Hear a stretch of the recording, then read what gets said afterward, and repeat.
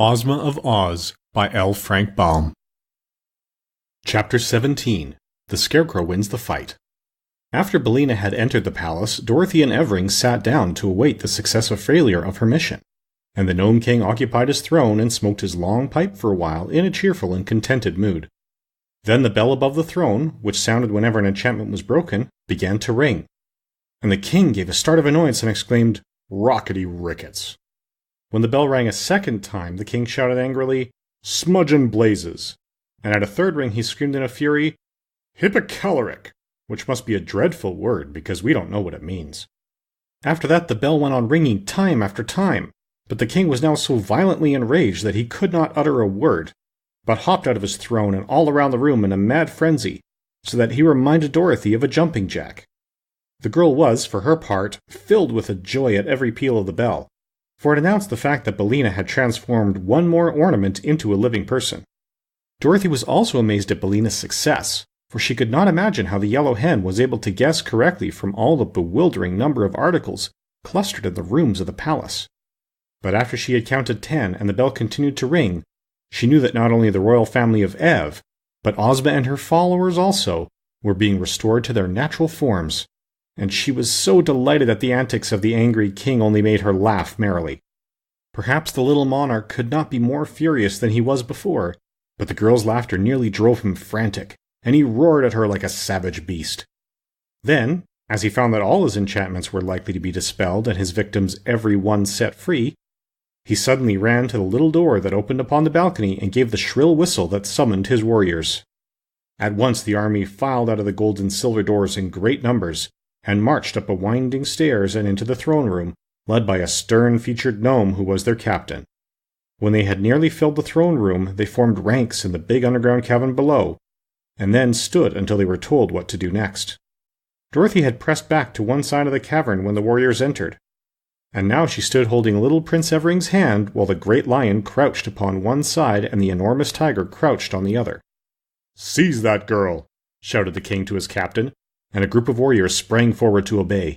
But both the lion and tiger snarled so fiercely and bared their strong, sharp teeth so threateningly that the men drew back in alarm. "Don't mind them," cried the Nome King. "They cannot leap beyond the places where they now stand." "But they can bite those who attempt to touch the girl," said the captain. "I'll fix that," answered the king. "I'll enchant them again so that they can't open their jaws." He stepped out of the throne to do this, but just then the sawhorse ran up behind him and gave the fat monarch a powerful kick with both his wooden hind legs.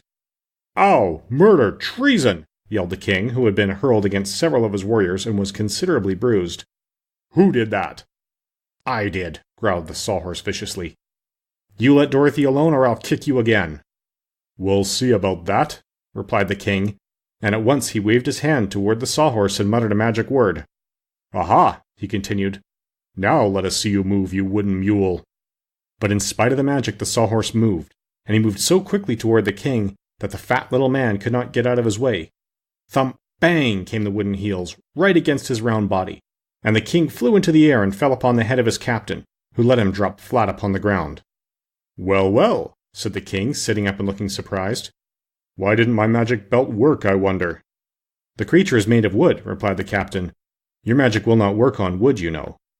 "Ah, I'd forgotten that," said the king, getting up and limping to his throne. "Very well, let the girl alone. She can't escape us anyway." The warriors, who had been rather confused by these incidents, now formed their ranks again, and the sawhorse pranced across the room to Dorothy and took a position beside the hungry tiger.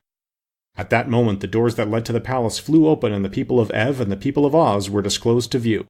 They paused, astonished at the sight of the warriors and the angry Nome King, seated in their midst. "Surrender!" cried the king in a loud voice. "You are my prisoners." "Go long!" answered Billina from the Scarecrow's shoulder. "You promised me that if I guessed correctly my friends and I might depart in safety, and you always keep your promises." "I said you might leave the palace in safety," retorted the king. "And so you may, but you cannot leave my dominions. You are my prisoners, and I will hurl you all into my underground dungeons, where the volcanic fires glow and the molten lava flows in every direction, and the air is hotter than blue blazes." "That will be the end of me, all right," said the Scarecrow sorrowfully. "One small blaze, blue or green, is enough to reduce me to an ash heap." "Do you surrender?" demanded the king. Billina whispered something in the Scarecrow's ear that made him smile and put his hands in his jacket's pockets. No, returned Ozma, boldly answering the king. Then she said to her army, Forward, my brave soldiers, and fight for your ruler and yourselves unto death.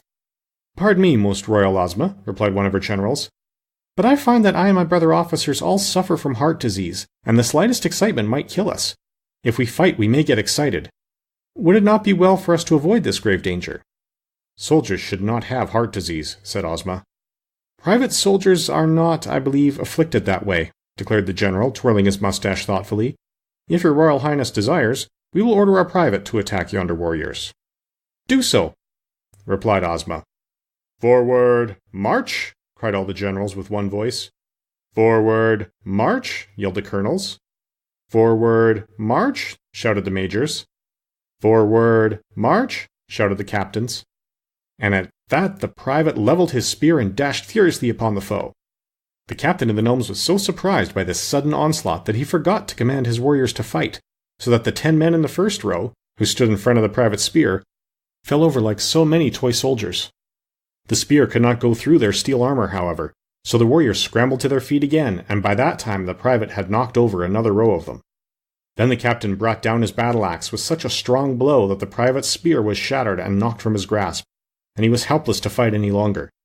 The Nome King had left his throne and pressed through his warriors to the front ranks so he could see what was going on. But as he faced Ozma and her friends, the Scarecrow, as if aroused to action by the valor of the private, drew one of Billina's eggs from his right jacket pocket and hurled it straight at the little monarch's head. It struck him squarely in his left eye, where the egg smashed and scattered, as eggs will, and covered his face and hair and beard with its sticky contents. Help! Help! Screamed the king, clawing with his fingers at the egg in a struggle to remove it. An egg! An egg! Run for your lives! Shouted the captain of the gnomes in a voice of horror. And how they did run! The warriors fairly tumbled over one another in their efforts to escape the fatal poison of that awful egg, and those who could not rush down the winding stair fell off the balcony into the great cavern beneath, knocking over those who stood below them. Even while the king was still yelling for help, his throne room became emptied of every one of his warriors, and before the monarch had managed to clear the egg away from his left eye, the Scarecrow threw the second egg against his right eye, where it smashed and blinded him entirely.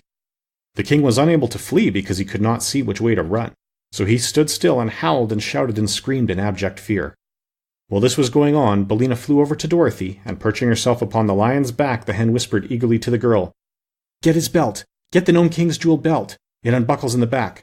Quick, Dorothy, quick!